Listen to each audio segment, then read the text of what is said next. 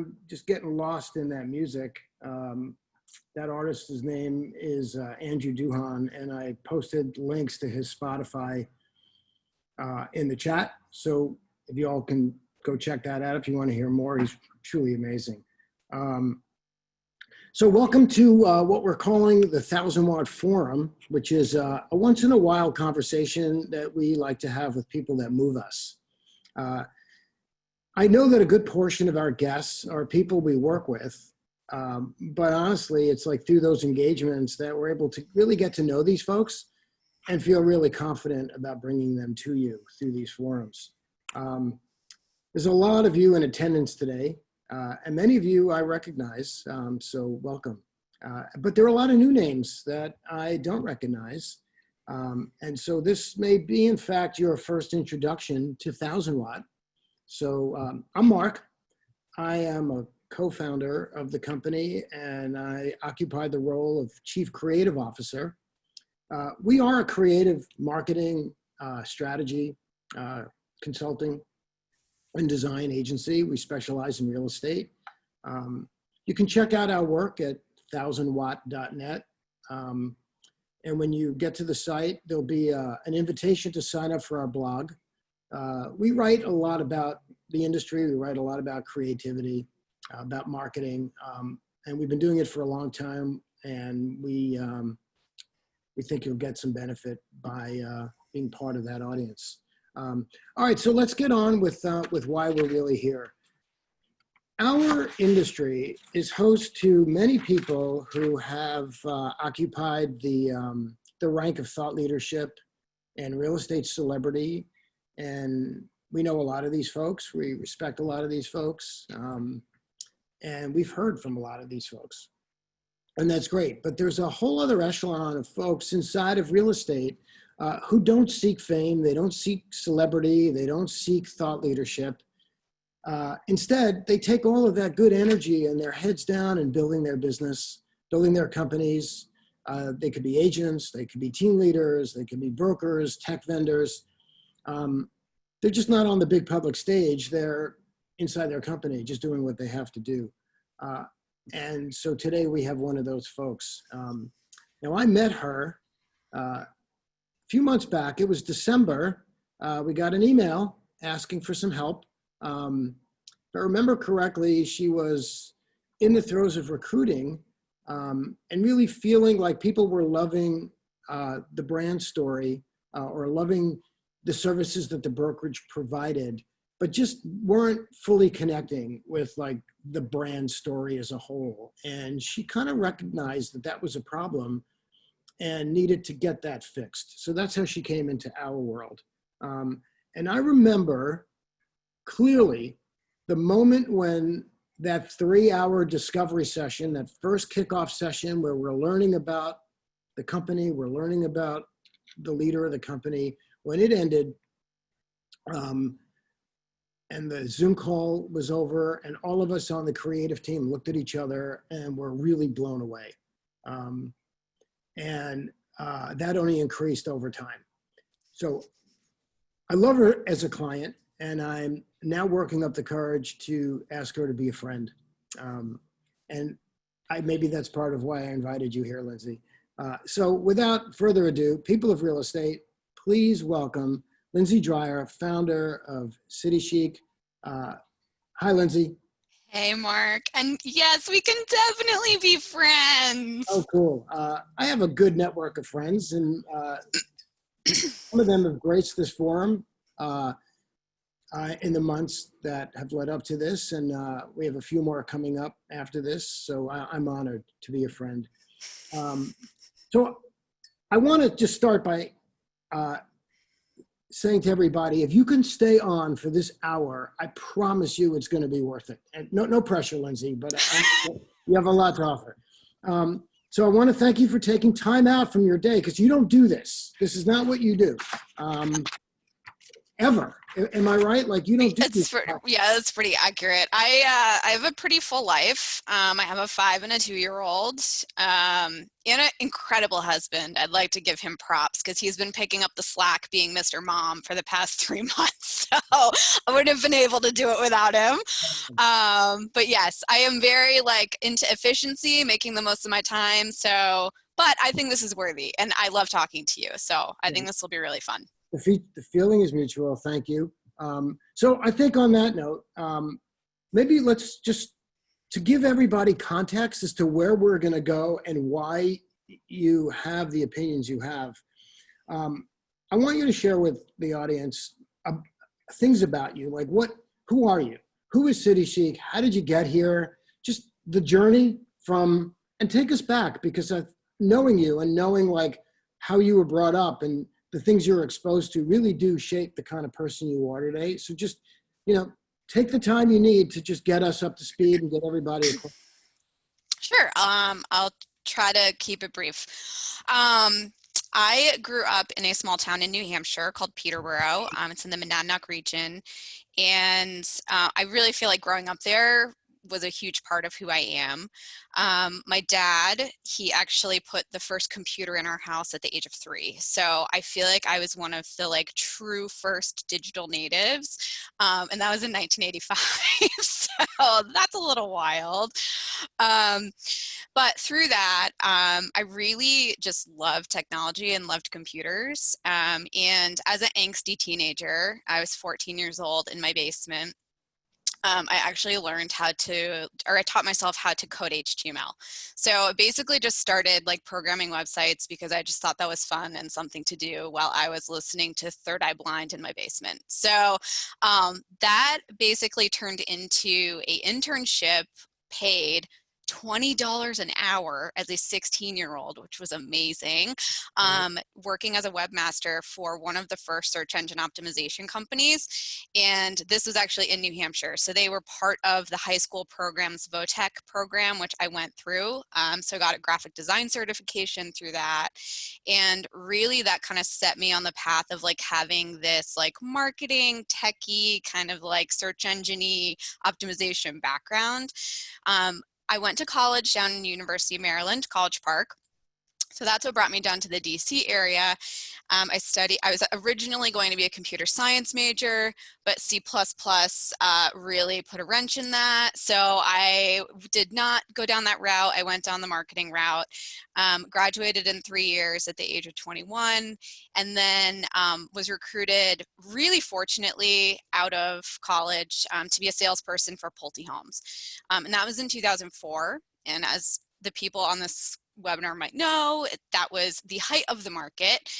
So I had the fortunate timing of basically having 3 years and then the market totally crashed. So I was living in DC in one of the up and coming neighborhoods in 2007. And I wasn't seeing a living soul at my model home out in Northern Virginia. And I was looking around me thinking, there are no real estate agents that are really servicing this neighborhood. I don't see any that are like younger, kind of in touch with what like city people would want to like work with. So basically just became a general agent servicing the urban neighborhoods of DC. Started at a really large brokerage, then went to a mid-sized brokerage, mid-sized boutique, and then went to a startup. And I really just didn't feel like I was finding the right fit. And so in 2011, that's when I started City Chic, really kind of just because I was frustrated and wanted to create the brokerage that I wanted to work for as an agent. So. Couple of thoughts. First off, that background is serious. It's in a sense, from my world, kind of intimidating, because in a lot of cases, when we work with clients, they're relying on our expertise. You kind of came to the table with an expertise that rivaled ours. So that was, it turned out to be way cool because you understood a lot of the work. But what I want to ask you is, when you say you weren't a right fit, can you put a little bit more detail on what that meant for you? Like, why didn't you fit into whatever was there in your marketplace?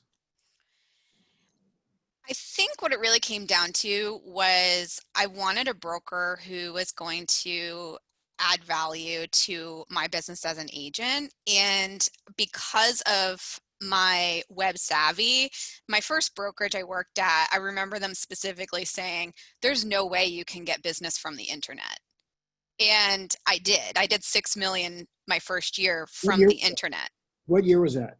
That was 2008. Okay. And Right. so I was doing Google pay-per-click in 2008 and it was working. I look back on that website and it's like so rudimentary, but it was working. And so that broker, they didn't provide a ton. So I was like, this isn't working. And so then I essentially chased a split. And so I went to a mid-sized boutique, which was close to my condo, and essentially like got a better split. I really enjoyed the team, like the culture and like all of the people I worked with. They were awesome. So I loved all the agents that I worked with, but the brokerage just again didn't necessarily like add value to my business. And so then I moved to a startup and it was kind of the same thing. Like the way that we looked, excuse me, at the business just didn't jive. Like he didn't understand how I did business. And for me, I was in my 20s. I love traveling. Like I love to like have a life, and real estate enabled this amazingly full, awesome opportunity to live a cool life. Like I didn't have to work 80 hours a week. I could work 35 to 40, make 6 figures, travel, have freedom. And I needed a broker who supported that vision of my life, basically. So in a way, they did provide value because they provided the platform for you to figure it out and do it by your own. Uh, Yeah. by your own. But what I always felt was like I was still developing like my own website. I was still developing all my own marketing materials. I was doing my own buyer presentations, my own listing presentations. So like none of those like collateral pieces or like that platform was provided for me. And so that's what I felt like I could bring to the table was I can start providing more of those things so agents could truly just like plug and play into a brokerage and then focus on what they're good at, which is selling real estate and building relationships with their clients. Yeah. So let's pull that into. I want to dig a little bit deeper inside of City Chic, and one thing that we've all noticed in talking to you and working with you is that you never really refer to your company as a brokerage or even a company. You use the word team a lot, and so I want to sort of tap into that philosophy that you have about team and what are some of the unique aspects of City Chic that makes your team special. So there are definitely brokerages that are set up with the traditional team structure. I call it a team, but we're not a team. We're all individual agents, but we have the culture of a team. So we're collaborative, we help each other out, but each agent has their own business and their own goals and their own things that they're working towards. But when I say team, I basically mean that the brokerage and the is part of that agent's team. And then also the other agents at the brokerage are part of that agent's team. So we use Slack for team messaging. And so we have a channel that's team help. And so if you ever need to put out like a team help thing to somebody, you can just be like, I'm going to be out of town. Is someone free Saturday to show my client some property? We have agents that help each other out. And so it's a really great environment because we all want to help each other and we all want to help each other succeed. Can you give us an example of what is helping each other out? Like, give us an example of that within the guise of your culture. So open house, like you have a listing and you need an open house held, we can put out that request on the team help channel. You're out of town, maybe you need a home inspection done for you, or you have a property that needs to get shown.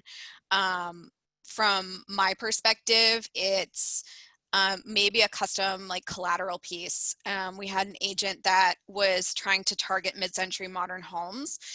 So we basically put together a postcard campaign. She had a buyer that wanted to buy a MCM. So we put together a postcard that was like, I have a buyer looking for a mid-century modern, like, are you thinking about selling?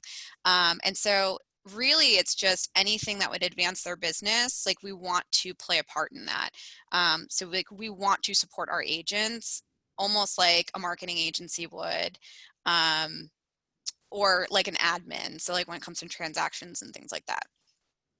So would it be fair to say that, and I'm basing this on a lot of my experiences working with large brokerage, where there's like almost, there's always this desire and need to do right by the agent. But oftentimes the larger brokerage also has the brokerage that they have to take care of. And that brokerage is, buildings, real estate, employees, lots of people, and their own brokerage agenda within the greater discussion of real estate.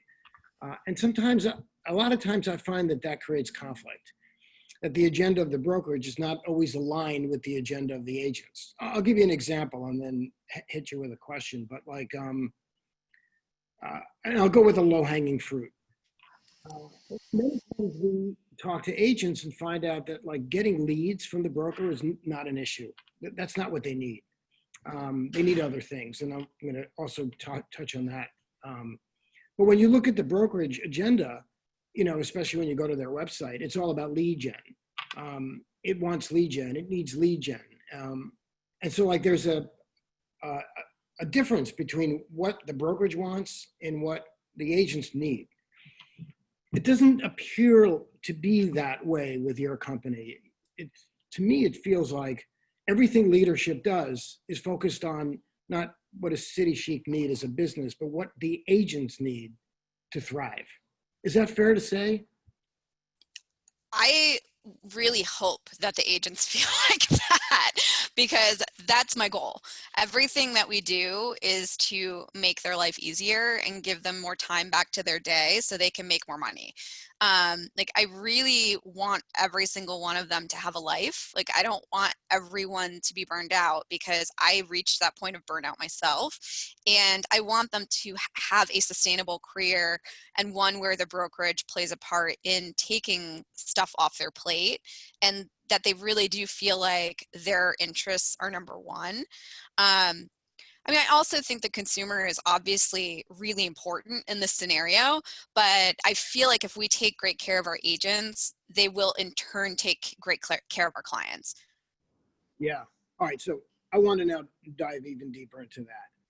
And I'll set it off by saying, in many cases, most cases, when we do large brokerage projects, we interview a lot of agents. And what we like to do is interview a cross-section of agents, including newly recruited agents. And we want to know, why did you come to work at this brokerage, which often leads to, why did you leave the brokerage that you were at? And oftentimes, more often than not, we hear some variation of, that brokerage really didn't take care of our needs. And I think you talked about that at the onset, that you didn't feel like that was happening. And again, it goes back to my initial point that oftentimes it just feels like the brokerage top layer stakeholder group doesn't really understand what the agent really needs, and therefore can't really take care of those needs. You guys do. You take care of their needs. And so you talk about lifestyle and sharing and collaborative, but let's get even further deeper down into some of the details around what you guys do to take care of the needs of your agents. Like, what are their needs?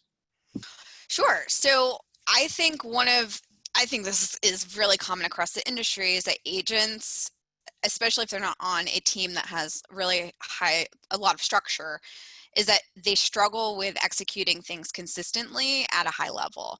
So, for example, putting out a monthly postcard that has interesting content and isn't just like a template from one of the like big postcard companies. That's hard for them to do on a consistent basis. Putting out an email newsletter that is useful and has good content and is updated. That's also difficult, I think, for agents to do on a consistent basis. And then the other piece is nurturing their database for referrals. That is really a huge focus of ours, is like, how can we get our clients to refer more business to our agents? So we have been kind of like layering on different things over time, but we started doing a quarterly gifting program. So agents have the opportunity to sign their clients up for that. And we basically, at closing, they submit a form to us to get paid, and it has on there, like, do you want to sign your client up for quarterly gifting? And so we just will execute that for the agent, no problem. Same with their database. So keeping your database up to date is a big challenge. So again, when they go to get paid, do you want us to update your database? If they say yes, we do it for them. Do you want to put them on the monthly postcard? Yes, we do that for them. Are they getting the email newsletter? Yes, we do that for them. So really what it comes down to for me is, if I had a brokerage that was executing really valuable things that would engage my database, I don't know that I would have ever left, because then I could have just focused on crushing sales and just servicing my clients really well. So anything that we can do on behalf of the agent is fantastic. So another thing that we're implementing in the next week or so is a moving kit. So there's a company that will do like branded boxes. And because we have beautiful new branding, thank you, you guys, we're going to be throwing that new branding with the agent's name, compliments of the agent, on a moving kit, which has moving boxes, tape, marker, all that good stuff. So I'm always looking for new ways to help people and engage their clients. And if we can automate it and put it on autopilot, even better. So Lindsay, while you were describing that, a question came up in the chat, which I think that my conversation with Lindsay is going to go all the way to the end. There won't be time for Q&A. So the time for Q&A is during our conversation. So listeners, feel free to, I got the chat open and I'm paying attention to both Lindsay and your questions. So the question that just came in from Amy Galvin is, this quarterly program, gifting program sounds great. Are you paying for that for your agents? And does it come from City Chic or from the broker? And in tandem with, Andrew Osterman writes, all this work sounds great, but doesn't it get expensive? Are you doing something unique with splits to make that work? Sure. So I'm popping up the chat so I can keep track of these questions too, because it's a lot and I'm happy to answer them. I am really transparent. So whatever you guys want to know, happy to answer it. So does it get expensive? Not really. When we're looking for opportunities like that, we're looking at ways to execute them at scale. So is there a way for us to just set it and forget it? And are we doing something unique with our splits? I mean, maybe a little bit. I always believed that what was best for the consumer was to not charge different splits depending on where the client came from. Because when I was at a brokerage, I was a 50% split on a referred deal, and then I was at a 90% on my own self-generated. So that incentivized me to treat clients differently, and I think that that's BS. You shouldn't have an incentive to treat clients differently. So what I did with our split structure is basically, if you're on leads, we just have a single split, no matter where that client came from, because I don't want people to be incentivized to treat their leads better than my leads. So I guess that makes our split a little bit unique. Hold on, I'm going back. The quarterly gifting program, we split that with the agent. So it's $100 a year, and City Chic picks up half of that. And then it's from the agent. So it doesn't say it's from City Chic at all, because for us, it's not about City Chic. It's about our agent's relationship with their client, and we want to nurture that relationship. And also, we have a really good retention rate. Our agents stay with us, and I feel like if we're helping them and really helping them build their business and get referrals, that's great. We want them to have their name out there. So I don't need it to be from City Chic for my benefit. I'd rather have it be from the agent that they have the relationship with. question on the newsletters. So we do send that from the agent. And so basically we customize it per market. So we have a Baltimore or a DC market. And then we essentially have, through Follow Up Boss, there's a way that we can mass send it where it shows from that specific agent. So it's really easy for us to execute that again at scale. And if agents want to customize it, they can, but to be honest with you, none of them do. And I think it's just because they know it's getting done for them and they just don't want to. So I think that that's probably a testament to that we're sending something out that's really decent. Lindsay, on that note, could that also be a testament of how you recruit?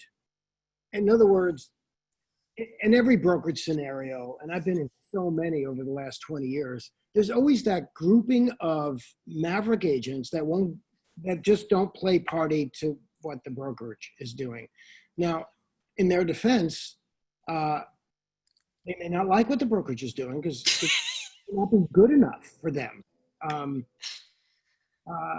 So this is sort of a big question, but I think part of this has to do with not only you creating good, smart stuff. I think you're recruiting a certain type of agent to be open to the idea that you're going to be doing these for them and not be sidelining you or sidelining themselves with all these extra added marketing needs when that's not really their specialty anyway. Exactly. And I really, like, one of my first interview questions is, in 5 years, do you see yourself as CEO of your own team, or do you see yourself as just living a really awesome life, making 6 figures? And if they're into living an awesome life, making 6 figures, they're a really good fit for us. If they want to be an agent entrepreneur or a CEO of their own business or any of those, we're just not the right fit for them. And that's totally fine. There are brokerages out there that are the right fit for them. But this City Chic is really set up to support a particular type of agent. And it's the agent that wants to do a really decent business, but they don't have that motivation to just like be this huge entity or be a massive team lead. It's like they just want to make really great money, have a work-life balance, and have support in that endeavor of actually having a work-life balance. So you're picking like-minded people, and Right. that's really how you create a powerful culture and can grow it as big as it wants to get based upon a like-mindedness. I want to bounce between my questions and the audience questions, Sure. but the audience is asking great questions. What kind of gifts do you send in your gift program, Tim wants? So we outsource it to a company called Client Giant, and I highly recommend them. It's wonderful, and it allows us to have like a master account where we can set up different different programs for each person's clients, and like it just is all run at our level. Is it fair to say that gifts are not generic, that like an agent, after knowing a particular, and I don't know the answer to this because we didn't ever really talk about it. If I'm an agent with you and I work with a couple who have gone through a particular scenario, can I go and pick a gift that is right for the moment? Or is there like, it's kind of like the Valentine's Day menu at the restaurant. There are 3 dishes that you get to pick and that's all you can get. So because it's at scale, like we just have to go with what they're doing for the quarter. And if you think it's more of a relationship that you would want to nurture, like for example, we have an agent on the team that usually doesn't sign up for the quarterly gifting because she is a very thoughtful gift giver and likes to give gifts herself.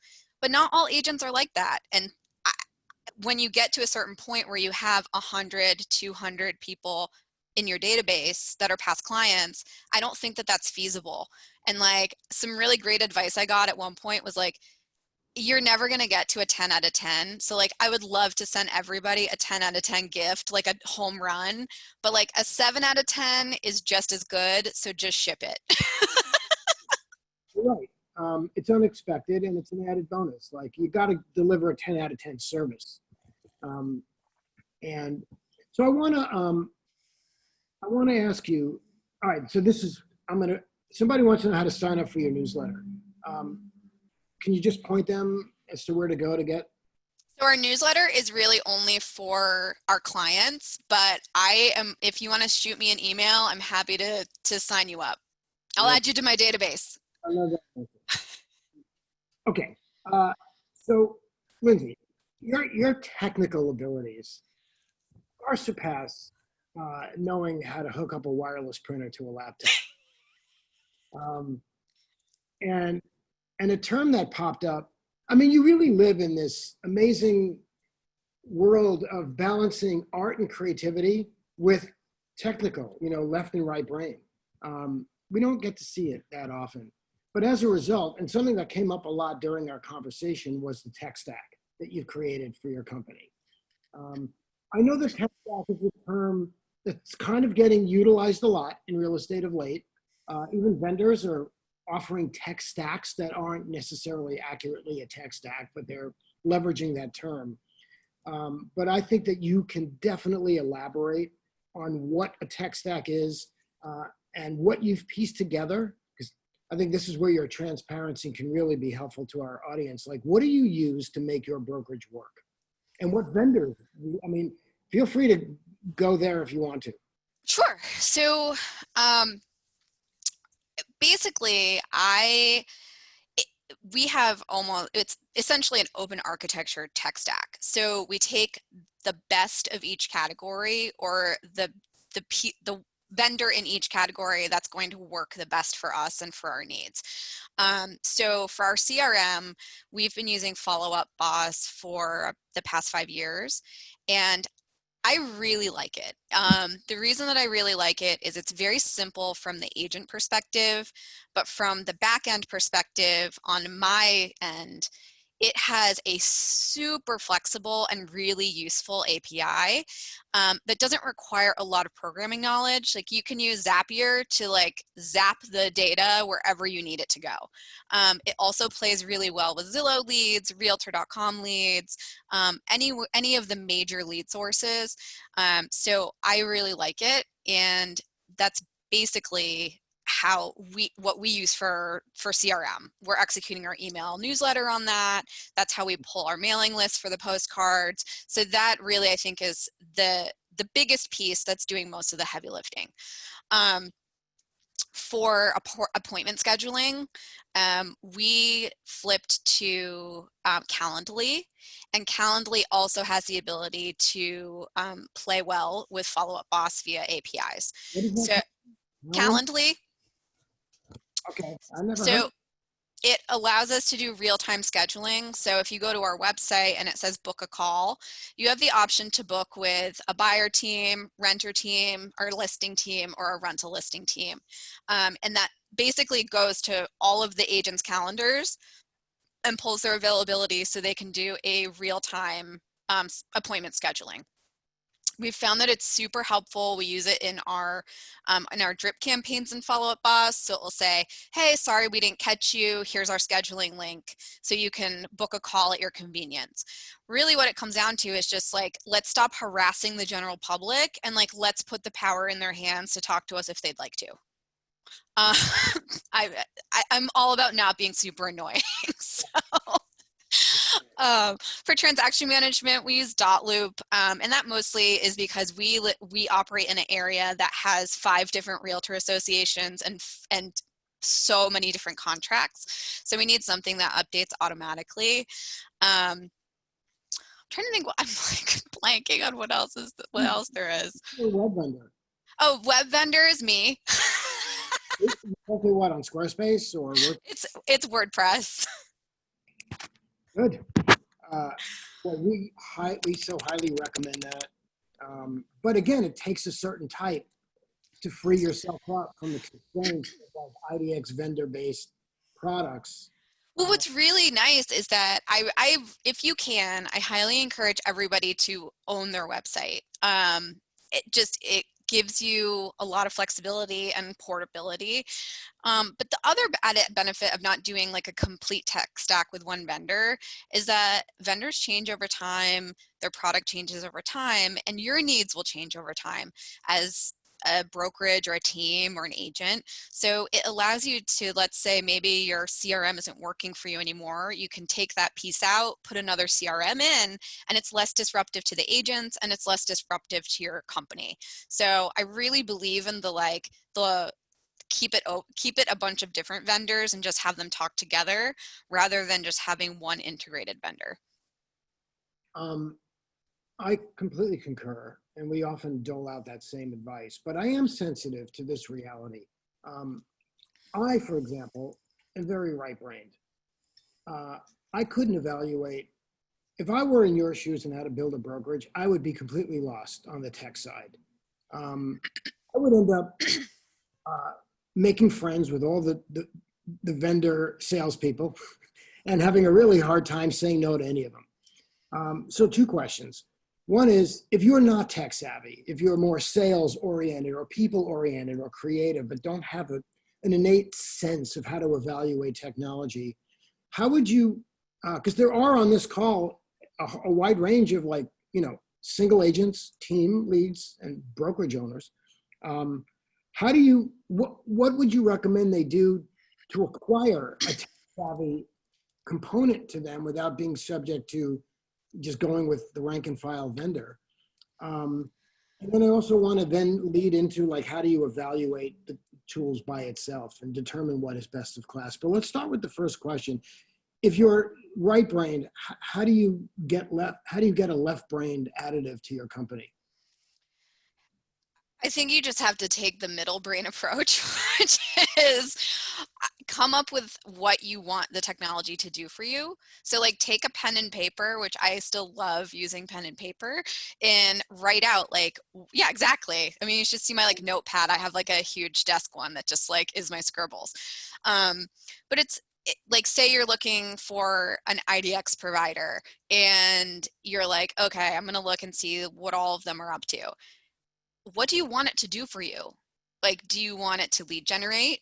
Do you want it to be a way to collaborate with your clients, for your current clients that you've already been working with? Do you want it to play well with your current website? Does it need to have WordPress functionality? Is it going to be an all-in-one solution where they give you a website like a Boomtown or something like that? So it's really important to get clear on what your goals are and then go out and go shopping.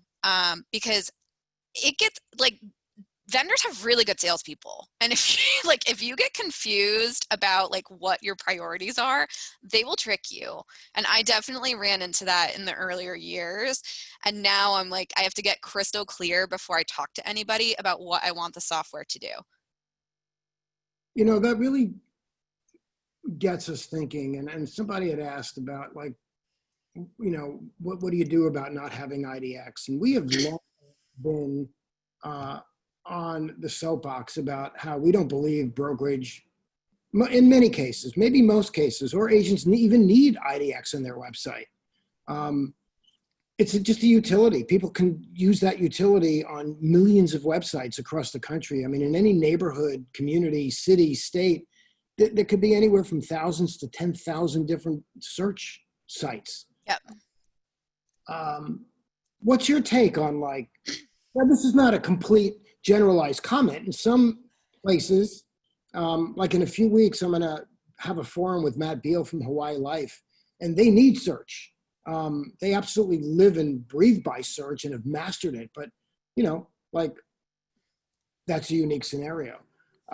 Let's talk about that for a second. How do you get away with not having an IDX-based search website? Sure. So we had IDX for a really long time. I mean, basically for 9 years. And then when we redid our site, I really thought about it because we use Real Scout as our property collaboration tool.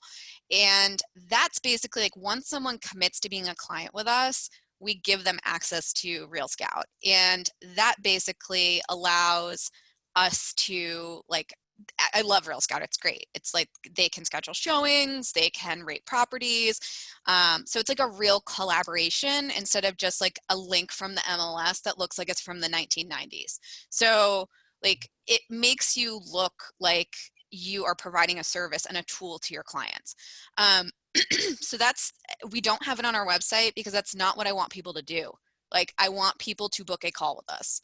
And that's why it's really simple. StoryBrand, Donald Miller is like one of my favorite authors on like just usability of websites and marketing. And he basically is like, don't confuse your clients. Like, don't get them down a rabbit hole on your website. Like, make sure it's brutally clear. He calls it the caveman test of like what you want your client to do. And what I want our clients to do, or potential clients to do when they come to our site, is I want them to book a call, because once they have a conversation with us, I am really confident that they'll like talking to us and hopefully become clients. Is it fair to say that that clarity seems to be lost on so many? Because when you go to their websites, look at like their pages, there's 20 layers of different things that they're offering, and it just becomes super unclear what you're even supposed to do as a visitor. So many real estate websites, my pet peeve is like, it's just a search bar and it says search. What market are you in? Yeah. Who are you? I don't even know what's going on. And every single real estate website looks exactly the same. So part of our strategy and just my marketing brain is like, what can we do to be different? And what can we do to stand out? And I've never believed that we find properties for people. That's not our job, really. Like, our job is to get someone a house, like to successfully guide them through the process of closing and the home search. But like, everyone has access to Redfin. Everyone has access to Zillow. It's not like this magical secret database that doesn't exist. And I think for agents or brokerages or whoever who still think that our job as a real estate agent is to find a property, they're going to get left in the dust, because that isn't the case. Like, we're like financial advisors, or we should be. Like, we should be able to give people great information and guide them expertly through this process. And if you can't do that, or if you can't express that, then that's a problem. Amen. So, okay, this is the question then. So that's great coming from you. Like that, I agree with that completely. As somebody who could very easily, after 40 some odd years being a creative and running agencies, I could market my own property if I wanted to. I can probably negotiate my transaction better than anybody just due to my experience, but I never would. I use an agent because I found somebody who knows this better than I do, who can do it all better than I do. How do you ensure that philosophy, that ethos that comes from you in your office is translated down to your agent? How do you get them into that world of being that expert? Part of it is education and just harping on it nonstop. I listen to their phone calls. I read their emails. And if there is an opportunity for improvement, or something that I feel like they could do better, or a way to service the client better, I'm going to tell them. Like, I give a shit. I mean, that's really what it comes down to, is that like, I really care about my business, and I care that my agents are doing a great job. Wow. I want to let that hover for a second. Can you scale that? You're you're on the smaller side. Right. You might have people listening who go, yeah, well, that's easy to do. You got X number of agents. I got 500 agents. How do I make that work? When I scale, or when you scale? I really think you can. And part of it is just getting feedback from clients. Every single client gets a Net Promoter Score survey from me that asks, how likely are you to recommend City Chic and your agent on a scale of 0 to 10? And that really helps me keep a pulse on how are we doing as a brokerage. Our Net Promoter Score right now is a 9.6. Wow. We're doing a great job. Yeah. And when I get a bad one, I am all over it. I call that person, I email them, I try to figure out where we went wrong. And then that's a coaching opportunity for everybody. We did 170 sales transactions last year and 130 rental transactions. So that's almost 300. That's 300 transactions. So can I scale it? I mean, we're doing 300 transactions. That's a lot. But I think it's important that we're constantly getting feedback from our clients to make sure that nothing slipped through the cracks, because people who are pissed off usually complain. And if you give them an opportunity to, they're probably going to. Lindsay, if you see questions in the chat that you want to just jump on, feel free. Sure. The Net Promoter Score tool that I use is called Retently. I'll type it in for you if you want. That's what I love about these things. I mean, we are just finding ways to dispense quality advice and information to people who need it the most. I believe you can scale this. I mean, it all starts with recruiting the right people. So you build out a company where you've got like-minded folks. I know when you work with, look, I work with creative people, and the one thing I know at 1000 Watt is everybody wants to know, where they're at, how they're doing, if the work that if their ideas are good or not. Everybody wants criticism. I think the right kind of agent, especially for you, is ready to be told when they could improve upon something. It's actually a good thing if it's done right. And with the use of tech, you can scale a lot of these things. And as you grow, you can hire trainers. I want to shift a little bit to audience, because you talked about this early on, and it's always a thing for me when we're working with clients and trying to figure out what the marketing campaign, what the brand positioning should be. We want to know, like, who's your target audience? We recently worked with a company. It was a group of senior agents who work in the senior market. And that's their audience. Their audience is the senior market and their kids. So it's like the 50 to 60-year-old kids that are helping their older parents get placed in a living community. Nice and perfect and simple. We understood how to create. But oftentimes we hear, oh, our audience is everybody. Anybody who wants to buy and sell is who our audience is. You don't subscribe to that, do you? No, I don't. And I don't feel like you can be everything to everyone, because then you just kind of have nothing. So we really started with first-time home buyers in our market, and that was in 2011. And those people are now moving up, buyers, selling, relocating. And so this kind of gets into like why we hired you guys, was I felt like our brand had gotten us so far and did a really wonderful job. I don't know that it was necessary for us to go through a rebrand at all, but what I felt was that we had reached this point where we had run the clock on the first time home buyer millennials, and now the millennials are starting to sell and buy, but we also wanted to remain relevant to the renters and first time buyers that are Gen Z.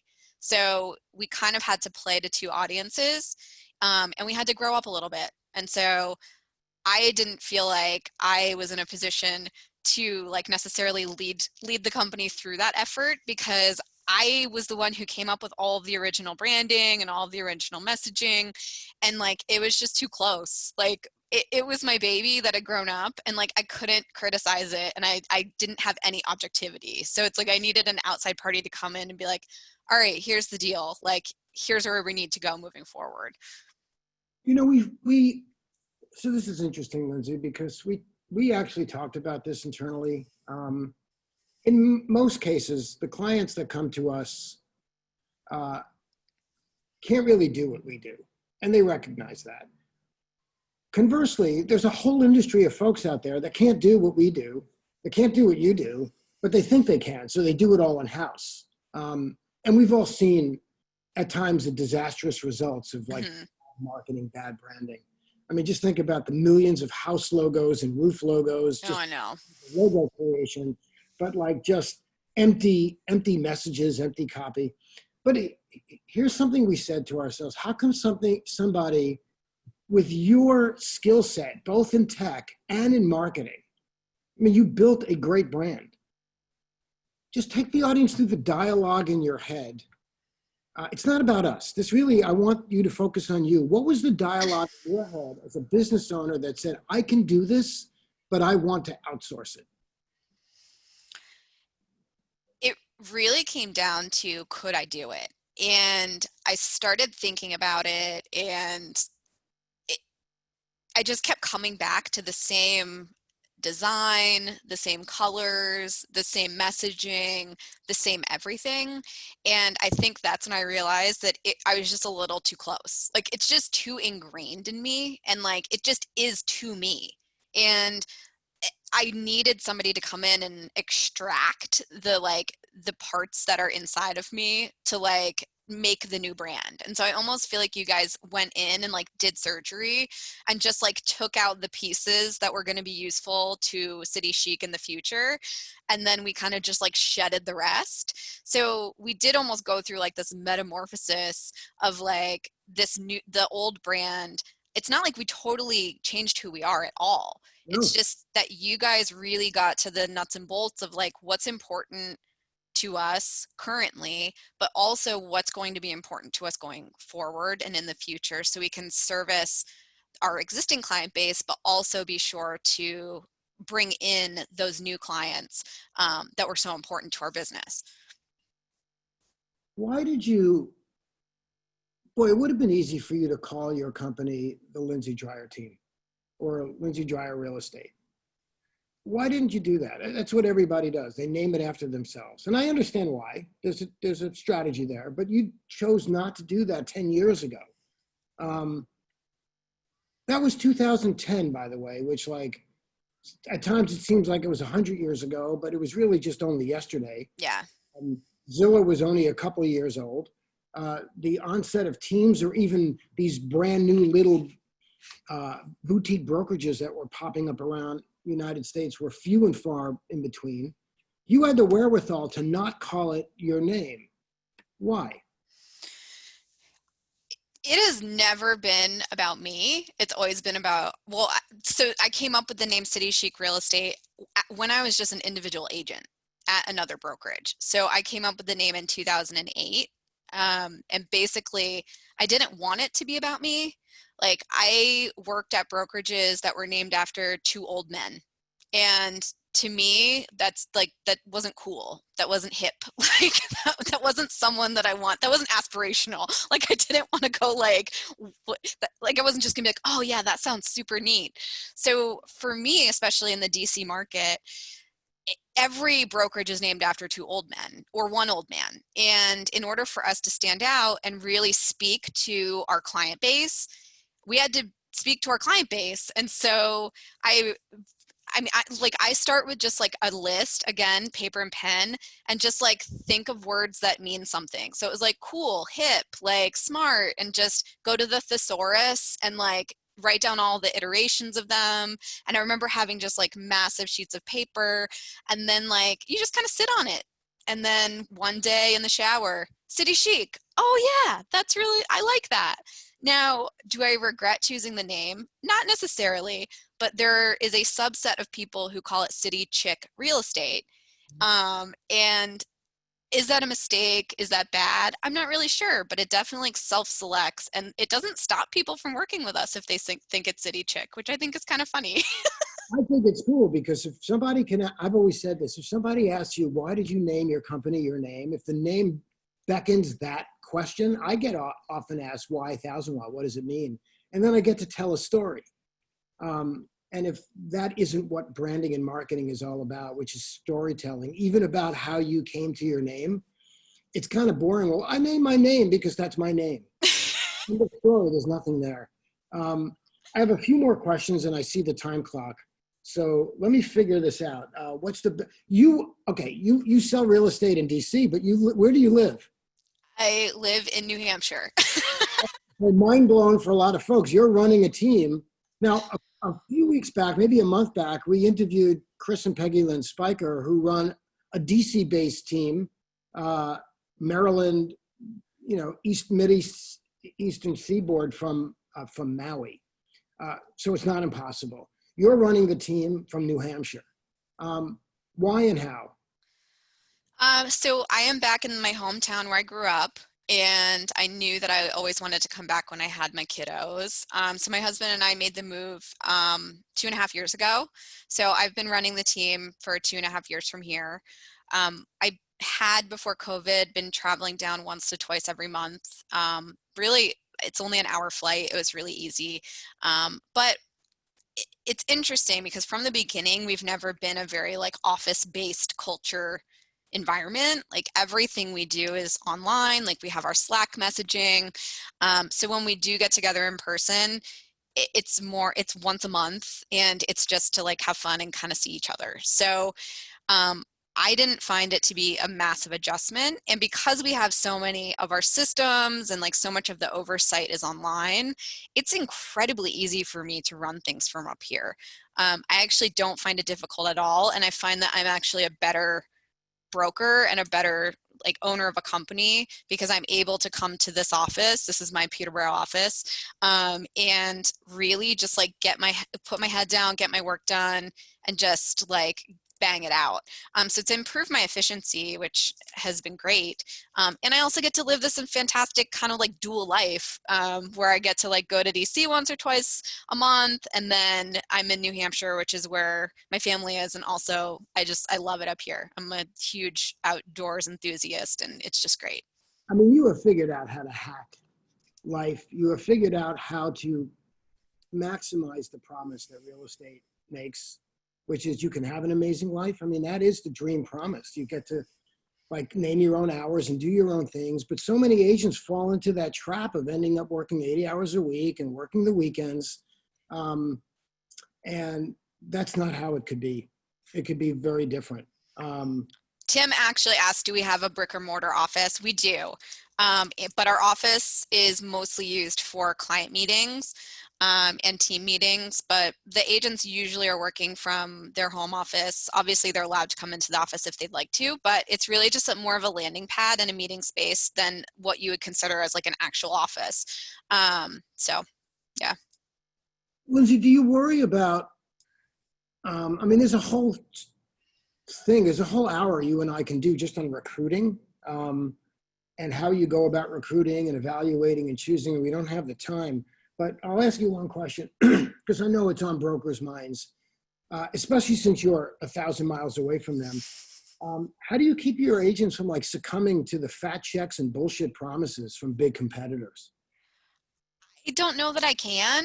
And I think really what it comes down to in terms of agent retention is just making sure that I have a pulse on each of their businesses.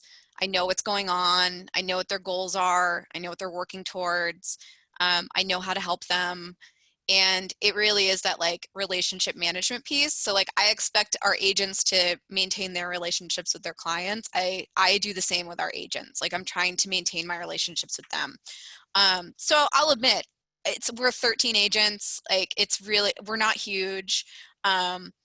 But I hope that we can grow and maintain that connection and just that support to the agents. Like it's really important to me that they feel supported and that they see value in being at City Chic. I mean, we've had people who leave and it makes complete sense to me. And it's because they don't buy into our systems and the way that we do business. And that's totally fine. I understand that. So what it comes down to is finding those agents that really want to buy into our systems and the way that we do business. And I think that they're out there. Like agents want a work-life balance, and they want, I think, support from their broker in a lot of the tech and marketing and transaction support and all of that. And really, like I built the brokerage that I would have loved to work at. Like I tell my husband all the time, if this brokerage existed in New Hampshire, I would work there in 2 seconds. Like it would be amazing. Fortunately, it doesn't. But I hope that we can pass along the message and just find more of the people who are like us, because I just think that's important. Is it fair to say that with every agent that leaves you, you don't view it as a failure, but you view it as a learning experience to refine the pitch, refine your evaluation technique so that you choose right the next time? Yes, absolutely. Lindsay, in closing, so yeah, you only have 13 agents, surrounded by a nation full of real estate brokerages that have anywhere from 500 to 10,000 or more. But I've been very candid with you and this audience that I think you have what it takes. You could run a 10,000 agent facility. You just don't have one yet, but that could be in the I don't know that I ever want one, Mark, to be really honest with you. All right, fair enough. But let's just say that you had a captured audience of, all the brokerages in the Realty Alliance or all the big brokerages in leading RE. And they had a chance to sit down with you because I believe that their biggest fear should not be Compass or Open Door. That's where I think there's too much focus on fearing those guys. I think their greater fear is fearing companies like yours that continually eat away at their market by being niche, by being focused, or agents who don't feel like they're being taken care of and leave. But if you could sit down with a grouping of large agents and just give them some, Lindsay, advice, one or two things that just could help them move their focus. Like what advice would you give? Number one, I think is they need to rethink what lead generation means. So many brokerages think it's being Zillow, and while getting people to inquire about properties on your website, sure, that results in some leads. I think that especially agents who have experience, that database of your past clients who know, like, and trust you is invaluable. So I would tell them, how can you help your agents stay in front of those people? And really, like, what opportunities can you do as a brokerage to like help them get referrals? Because referrals are lead generation, and frankly I think it's the best lead generation. Like, I want more people, more of my favorite clients, like all day, every day. I don't want to have to like hound people on Zillow and call them 12 times and like try to get them to like me. And like, they're just so much more work. So low hanging fruit is referrals. So that's my number one piece of advice. Rethink lead gen. That's it. Like, you're spending so much money on online advertising and traditionally online lead gen. Let's take it offline. Let's do some offline lead gen. Let's do events even. When they can be online now, like, let's do some Zooms. Another piece is how can you give your agents more time? So what can you provide as a service at scale to provide more time? Examples that we do: a generic newsletter. That does not take a lot of time, but it is a value add that they can send to their database. The quarterly gifting, I think that's another one that's like very easy to provide at scale. Postcards, direct mail, really just like marketing support, acting like an in-house agency for your agents, maybe helping them plan online seminars to first-time home buyers, things like that. Like, think outside of the box. Think smaller. I think maybe it's like, think like a startup. Yeah.